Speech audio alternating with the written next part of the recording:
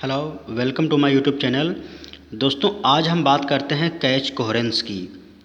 ठीक है, तो कैच कोहेरेंस में कोहेरेंस का मतलब क्या होता है? Related record. ठीक है, रिकॉर्ड क्या होता है? Set of related data. ठीक है, catch catch means cache memory. ठीक है, जो डायरेक्टली सीपीयू से कनेक्टेड होती है। ठीक है, तो दोस्तों हम बात करते हैं कैच कोहेरेंस, ये क्या होता है, क्या प्रॉब्लम है। ठीक, कैच कोहेरेंस की। तो the phenomena in which the same record present in RAM and cache memory. Okay, suppose ये वर्ड डब्लू नाट है, then cache coherence is occurred. ठीक है, तो फेनामेना या आप कह सकते हो ऐसी सिचुएशन। तो कैच कोहेरेंस की समस्या क्या है? एक ऐसी स्थिति जब एक सेम प्रकार का जो रिकॉर्ड वो रैम में और कैच मेमोरी में दोनों में प्रेजेंट हो, तो उसे कैच कोहेरेंस प्रॉब्लम कहते हैं। ठीक है, या कैच कोहेरेंस कहते हैं। ठीक है, to save cache coherence problem we use write through policy. ठीक है, कैच कोहेरेंस प्रॉब्लम ना हो, इससे बचने के लिए, प्रिवेंट करने के लिए हम क्या पॉलिसी अपना सकते हैं, कौन सी विधि अपना सकते हैं? Write through policy. ठीक है, अब दोस्तों देखते हैं राइट थ्रो पॉलिसी क्या होती है।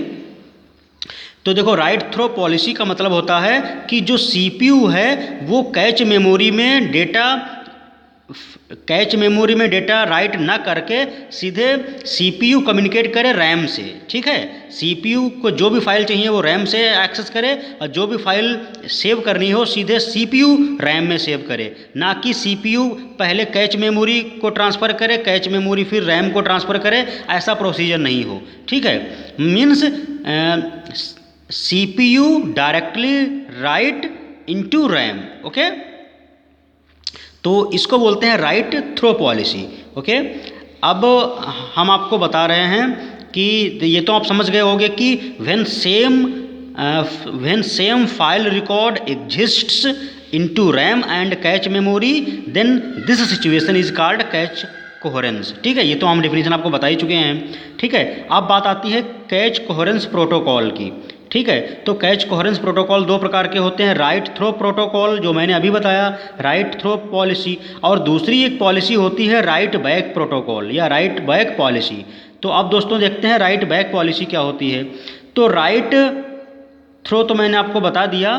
तो राइट थ्रो फिर से एक बार देखो, लिखा हुआ है कि आप देख सकते हो, in write through policy information या data is directly written into main memory means RAM by CPU. कहने का मतलब ये है कि इन राइट थ्रो पॉलिसी में सीपीयू डायरेक्टली मेन मेमोरी यानी रैम में डेटा राइट करता है। ठीक है, बीच में कैच मेमोरी नहीं होती है। ठीक है, और अब बात करते हैं कि राइट बैक पॉलिसी में क्या होता है। In write back policy the data और information is not directly written into main memory means RAM. In write back policy में सीपीयू डायरेक्टली रैम में डेटा नहीं लिखता है, इसके बजाय it will written after moving word from cache to RAM. सबसे पहले सीपीयू जो वर्ड या जो डेटा है वो कैच मेमोरी में लिखता है, और कैच मेमोरी फिर उस रैम को ट्रांसफ़र करती है। ठीक है, इस प्रकार का फेनामेना होता है। ठीक है, तो इस फेनामेना को या इस प्रकार के जो मेथड को हम बोलते हैं, इस प्रकार की पॉलिसी को राइट बैक पॉलिसी बोलते हैं। तो राइट बैक पॉलिसी में जो बैक का मतलब क्या है कि डेटा बाद में लिखा जाएगा रैम में। सीपीयू के द्वारा जो डेटा लिखा गया वो कैच में पहले लिखा जाएगा, फिर कैच से वही जो वर्ड है या डेटा है वो कैच मेमोरी से रैम में ट्रांसफ़र किया जाएगा। ठीक है, तो ये दोस्तों है राइट बैक पॉलिसी। ओके, अब आप देख सकते हो the only drawback of using early start protocol is, एक अर्ली स्टार्ट प्रोटोकॉल होता है, उसकी जो सबसे बड़ी दिक्कत होती है वो क्या होती है, हाई मिस रेट, ज़्यादा से ज़्यादा पेज मिस हो जाएंगे। ठीक है, तो आप इसका डायग्राम देख सकते हो राइट बैक पॉलिसी का। तो आप देख सकते हो सीपीयू से डायरेक्टली कनेक्टेड है कैच मेमोरी और कैच मेमोरी से डायरेक्टली कनेक्टेड है रैम। तो सीपीयू को जब भी कोई फाइल की ज़रूरत होती है तो सबसे पहले कैच मेमोरी से फेच करता है। ठीक है, उसके बाद जब उस फाइल की ज़रूरत कंप्लीट, उस फाइल की ज़रूरत काम पूरी हो गई तो सीपीयू वापस फाइल कैच मेमोरी में राइट करता है। ठीक है, और कैच मेमोरी से वो फाइल रैम में जाती है। ठीक है, तो इसको, इस प्रकार की जो कनेक्शन है, इस प्रकार का जो सिनारियो है, उसको बोलते हैं राइट बैक पॉलिसी। ठीक है, तो इसमें right early start rarely protocol use होता है। ठीक है, तो इसीलिए इसको राइट बैक बोलते हैं, सीपीयू से कैच, कैच से रैम। ठीक है, और जो राइट थ्रो पॉलिसी है उसमें सीपीयू डायरेक्ट रैम में डेटा लिखता है, यानी डेटा सीपीयू से रैम में डायरेक्ट कन्वर्सेशन होता है। ठीक है, ट्रांसफ़र होता है।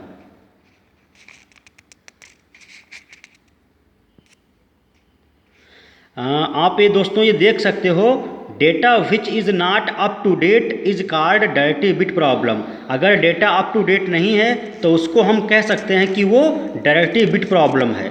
अपडेट नहीं है तो आपने पुराना डेटा पढ़ लिया तो ये प्रॉब्लम अगर हो जाती है डायरेक्टिव बिट प्रॉब्लम। ठीक है, आप एक बात और देख सकते हो, नोट कर सकते हो, इसके अलावा कैच कोहेरेंस में जो दो पॉलिसी हो गई आपकी, राइट थ्रो और राइट बैक पॉलिसी। इसके अलावा आप ये आप देख सकते हो कि जो सीपीयू से मेमोरी का कनेक्शन है उसमें जो कन्वर्सेशन होता है डेटा का वो किस फॉर्म में होता है, हम आपको वो बताने जा रहे हैं। दोस्तों आप इसे दूसरे डायग्राम से भी देख सकते हैं कि राइट थ्रो पॉलिसी में आप देख सकते हो कि डेटा सीपीयू से जो डब्ल्यू नॉट वर्ड है वो सीपीयू से डायरेक्टली रैम में ट्रांसफ़र किया जाता है, यानी लिखा जा रहा है। ठीक है, और जबकि राइट बैक पॉलिसी में आप देख सकते हो, राइट बैक पॉलिसी में सीपीयू से बाई डायरेक्शनल वे में कनेक्टेड है कैच मेमोरी और कैच मेमोरी से बाई डायरेक्शनल वे में कनेक्टेड है रैम। ठीक है, तो आप देख सकते हो कि जो सीपीयू ने राइट डेटा किया डब्ल्यू नॉट वो कैच मेमोरी के पास है और कैच मेमोरी ने ट्रांसफ़र किया रैम के पास और अपने पास भी रख लिया डब्ल्यू नॉट वर्ड। ठीक, तो डब्ल्यू नॉट वर्ड आप देख सकते हो कैच रैम के पास भी, कैच रैम दोनों के पास हो गया।